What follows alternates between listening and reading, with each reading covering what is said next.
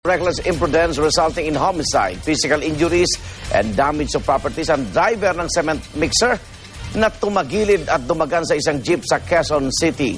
Isang college student po ang nasawi habang siyam na iba pa ang nasugatan sa aksidente. Darito ang report.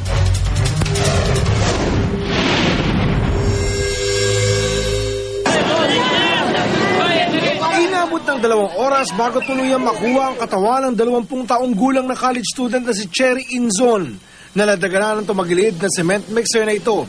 Naganap ang aksidente sa kanto ng Araneta at Del Monte Avenue sa Quezon City kahapon ng umaga. Bukod kay Inzon, sugatan din ang 7 sakay ng nadaganang jeep at 2 pedestrian. Sa inisyal na investigasyon, lumalabas na posibleng nawala ng kontrol ang driver ng cement mixer na si Reynaldo Guarte. Kaya bumangga ang sasakyan sa barikada at nahulog sa inuhukay ng isang water concessionaire. Dahan-dahan daw tumagilid ang mixer at doon nadaganan ang mga biktima. Una kasi ng intersection, meron tayo tinatawag na primera pag-abante. Siyempre mabilis ka ng konti dyan. Nung dumapo siya sa hukay na to, tumagilid na siya. Kaso nagbigay lalo ng pagtagilid niya, yung pagtama niya sa poste na to. Hanggang sa bumagsak siya, nandiyan yung jeep. Pero ayon sa ilang nakasaksi at driver ng tumagilid na jeep, mabilis daw ang patakbo ni Guarte. Inabol niya daw po yung stoplight kasi galing sa loob ng Del Monte. Parang doon nila nakita galing sa loob ng Del Monte. Yung nalanganin po sa stoplight, nag-red, kinanan niya. Yung stop dito, papuntang Quezon Hub. Kita ko yung truck ng simento, bilis. Parang umano sa gutter sumampa Kaya bumaligtad. Yun nakita ko, tapos meron palang jeep doon. Nadaganan na siya yung jeep. Pero git ng suspect, nawalan talaga siya ng preno.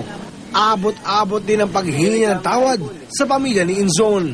Ang ginawa ko, iniwas ko doon sa maraming sasakyan para wala po akong mapinsala. Ginawa ko lahat ng paraan para wala po akong masasaktan.